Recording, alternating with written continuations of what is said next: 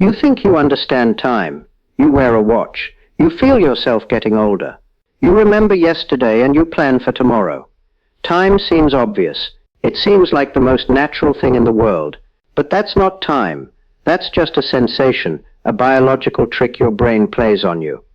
Most people walk around with this poetic idea in their heads that time is a river. You imagine it flows, sweeping you along from the past through the present and into the future. You think it moves. But here's the problem with that beautiful image. If time is a river, how fast does the river flow? 1 second per second. That's meaningless. That's like saying a table is 1 table long. It tells you absolutely nothing about the nature of reality. The truth is much stranger, much more mechanical, and honestly a lot less romantic than a flowing stream. Time doesn't flow. Time doesn't push you anywhere. And if you think you have a good grip on how time works, just because you can count seconds in your head, you're in for a very rude awakening. Let's start with what goes on inside your brain, because that's where the confusion begins. You think your internal clock is a reliable instrument. It isn't. It's a chaotic mess of translation schemes. Consider a simple experiment. Try to count to 60 seconds in your head. Just sit there and count 1, 2, 3. You think you're tracking time, but what you're really doing is running a very specific, very personal program. Some of you, when you count, you hear a voice in your head. You're literally speaking to yourself, sub-vocalizing 1, 2, 3. If someone interrupts you and asks you to speak, you lose your count. The machine jams, but others, and this is where it gets interesting, don't hear a voice at all. They see images. They might see a tape measure with numbers on it clicking past like a ticker tape. Click, click, click. If you use that visual tape measure system, you can actually read a newspaper or check a laundry list while you count time. You can sort your socks, look at patterns in the weaving, and still keep that mental tape measure clicking perfectly. But the person who counts with a voice, they can't read a word without losing track of the time. This tells us something fundamental. What you experience as the passage of time is just a mental construct, a pattern-matching game your brain plays. It varies wildly from person to person. It is not a universal constant. It's a biological hallucination. So when we talk about physics, when we talk about the universe, we have to throw your brain out the window. We have to stop talking about how it feels and start talking about what it actually is. That in physics we have to be operational. That means we don't ask what is the essence of time, because that's a question for philosophers who enjoy arguing over coffee. We ask, how do we measure it? And the answer is almost disappointingly simple. Time is just a way of ordering events. That's it. It's a labeling system. Imagine you have a deck of cards. You lay them out in a row. You can say the jack is before the queen and the king is after the queen. The cards aren't moving, the table isn't flowing, the order is just a structural property of how the cards are arranged. Time is the table, events are the cards. When we say time passes, we're just reading the cards from left to right. This brings us to the biggest mistake everyone makes. You think time is a container. You imagine the universe is a big empty box, and time is a clock on the wall of that box ticking away. Even if the box is empty, you think that if we removed all the stars, all the planets, all the atoms, and all the light, time would keep ticking. Tick, tick, tick. Wrong. This is the Newtonian view, and it's dead. Time is not a background stage. Time is a measure of change. If absolutely nothing in the universe changes, no atoms vibrate, no light moves, no energy shifts, then time stops. It ceases to have meaning. You cannot define a second without a physical process to mark it. A swinging pendulum, a vibrating quartz crystal, a cesium atom oscillating. Time is not separate from the stuff in the universe. Time is a property of the stuff. This is where your intuition fights back. You say, okay, but surely time acts on things. Time makes me get older. Time causes the milk to spoil. No, it doesn't. This is a linguistic trap. Time is not an agent. Time doesn't have hands. It doesn't reach into the fridge and sour your milk. Bacteria do that. Chemical reactions do that. Entropy does that. Time is just the bookkeeping system we use to track the rate at which those reactions happen. Saying time did it is like saying inches built the house. Inches didn't build anything. Carpenters did. Inches just tell you where the walls are. Time is the ruler, not the worker. Let's push this ruler analogy further, because this is where things get really weird. If time is just a ruler we use to measure the distance between events, what happens if the ruler itself is flexible? This isn't science fiction. This is measurable fact. We used to think that a second was a second anywhere in the universe. If you had a clock on Earth and a clock on Mars, they would tick-tock in perfect unison. It feels obvious. It feels right, and it's completely false. The rate at which clocks tick depends on where they are and how fast they're moving. This is not a mechanical failure of the clock. It is a fundamental feature of reality. Imagine you're driving a car across a giant flat sheet of paper. You can drive north or you can drive east. If you drive purely north, you're making maximum progress in the northward direction. But if you turn the steering wheel and start driving northeast, you're sharing your speed. You're moving a bit north and a bit east. You aren't going north as fast as you were before, because you diverted some of that motion to the east. Now replace north with time and east with space. This is the essence of relativity. You are always moving through the universe at a constant speed, but that motion is shared between space and time. If you sit perfectly still in your chair, you're dedicating all your motion to moving through time. You're traveling into the future at maximum speed, 1 second per second. But the moment you stand up and walk or get in a rocket and fly, you're diverting some of that motion into space. You're moving through space, which means you mathematically must move slower through time. Your clock slows down. Your aging slows down. You aren't breaking the machine. You're just changing direction on the map.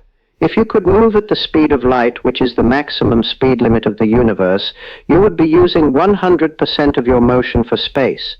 You would have zero motion left for time. For a photon of light, time does not pass. It is born and absorbed in the same instant from its own perspective. The universe is frozen. Now you might be thinking, well, I don't feel my watch slowing down when I run for the bus. Of course not. You're too slow. You're a biological snail. The effects are tiny at human speeds, but they're real. We have to program satellites with this math. GPS satellites are moving fast, so their time is different from your time. We literally have to adjust their clocks. If we didn't, your GPS would be off by miles within a day. There's another aspect of time that tricks us, and it comes back to that counting problem. The idea of pattern recognition. We perceive time as having a direction, an arrow. Past is fixed, future is open. You can remember breakfast, but you can't remember dinner. Why? If physics equations work forwards and backwards, and most of them do, why can't we remember the future? If you film a planet orbiting a star and play it backward, it looks perfectly fine. It obeys all the laws of gravity. But if you film an egg falling on the floor and breaking, and then play it backward, everyone knows it's fake. The yellow yolk doesn't leap off the floor, assemble itself into a ball, and seal itself inside a shell. Here's the secret. This isn't about time itself. It's about probability. It's about disorder. It is much, much easier to break an egg than to build one. There are a billion ways for an egg to be broken. Scattered here, splattered there, shell in 3 pieces, shell in 1,000 pieces. But there is only one specific arrangement where the egg is whole. So as things move and interact, they naturally stumble from the organized state. Few options to the disorganized state. Many options. We call this entropy. And this is the only reason you feel an arrow of time. You're watching the universe shuffle the deck of cards. You started with a perfectly ordered deck, and every second that ticks by is just the universe shuffling it a bit more. You can't unshuffle the deck just by hoping. This means that your sensation of time flowing is actually just your brain registering the increase of messiness in the universe. You're a disorder detector. When you distinguish the past from the future, you're really just distinguishing less messy from more messy. If the universe were in a state of maximum mess, maximum entropy, where everything was evenly spread out and nothing interesting was happening, your brain wouldn't be able to tell the past from the future.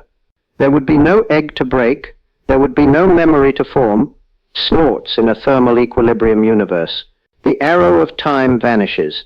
So let's go back to those people counting in their heads. The ones seeing the tape measure versus the ones hearing the voice. They're both struggling to impose a rigid linear structure on a universe that is actually much more flexible. We build these mental models, these counting machines, because we need to survive. We need to know when the tiger is coming, or when the harvest is ready. We evolved to track duration, but we did not evolve to understand the dimension of time. Our brains are efficient, not accurate. We focus on the now because that's where we live. But in physics, now is a very slippery concept. If you and I are standing next to each other, our now is effectively the same. But if you're on a planet a million light years away, and you start walking away from me, your definition of now slices through the universe at a different angle than mine. What you consider to be happening right now might be in my future. What I consider right now might be in your past. There is no universal now that covers the whole universe like a blanket. The universe is a block of events, a four-dimensional loaf of bread, and how you slice that loaf depends on how fast you're moving. This is hard to grasp. It feels wrong. It feels like I'm telling you that up is down. But that's because you're trying to translate the high-level language of the universe into the low-level language of your biology. You're trying to count socks when you should be measuring light beams. When you try to force the universe to fit your intuition, you get confusion. You get paradoxes.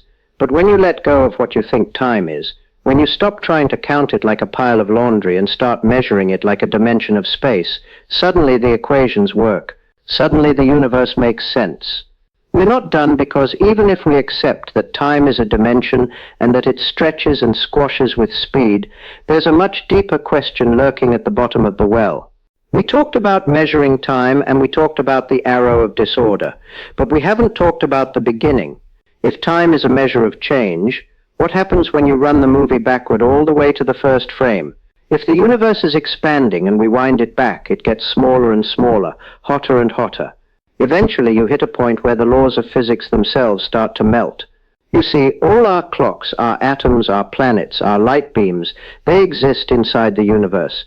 But if the universe itself was born in a moment we call the Big Bang, does it make sense to ask what happened before that? This is the ultimate test of your new definition of time. If time is just a way of ordering events inside the universe, then asking what happened before the universe might be as nonsensical as asking what is north of the North Pole. It sounds like a valid question grammatically, but geometrically it's gibberish. There is no north of the North Pole. There may be no time before time began, and yet we still have that nagging feeling, that internal counter, that voice counting 1, 2, 3. We desperately want the universe to have a backstory. We want a timeline that stretches back forever. It's hard to accept that the tape measure might just start, that the counting machine had an on switch. This creates a friction between our psychology and our cosmology. We are finite beings trying to comprehend the infinite using tools made of meat and electricity. It's a wonder we understand anything at all. Consider the patterns again. The person who sees the tape measure in their head can count while reading because they're using different circuits. Visual versus verbal. Physics is the same. Classical mechanics was the verbal counting. It worked for day-to-day stuff. Relativity is the visual tape measure. It allows us to process complex patterns that the old way couldn't handle. We're constantly upgrading our mental software to match the hardware of reality. And the upgrade process is painful. It requires discarding ideas we love, like the river of time. But here's the beautiful part. Even though your intuition is wrong, even though your internal clock is a biological hack, and even though time is a flexible, relative, bendy dimension rather than a strict metronome, it still works for you. You can still boil an egg. You can still meet a friend for coffee at 2 p.m. The weirdness of relativity is hidden under the hood. You don't need to understand the combustion engine to drive the car, and you don't need to understand space-time metrics to live your life. But isn't it better to know? Isn't it better to know that the engine is there? This brings us back to that strange experiment with the counting. Remember the difference between the person who hears numbers and the person who sees them. This is not just a party trick. It reveals a terrifying gap in how we understand the universe. When two people talk to each other about something complex like time or relativity or love, they think they're speaking the same language.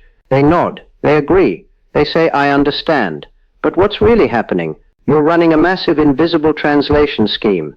You take the words I say and convert them into your private internal imagery, which might be completely different from mine. I say 1 minute and I see a clock face. You hear a voice saying 60 seconds. We arrive at the same answer. So we think we agree, but the machinery inside is totally alien. This matters for physics because it exposes the fragility of common sense. Common sense is just the collection of prejudices you acquired by age 18. It's built on your specific internal imagery. If your mental image of time is a tape with numbers on it, you'll struggle to understand how time can bend. If your mental image is a voice counting, you'll struggle to understand how time can be spatial. When we try to teach you about the quantum vacuum or the curvature of space-time, we aren't just giving you new facts. We're asking you to delete your operating system. We're asking you to throw away the tape measure and silence the voice. And that's why it feels so hard. That's why your brain rejects it. You aren't just learning, you're translating against the grain of your own biology.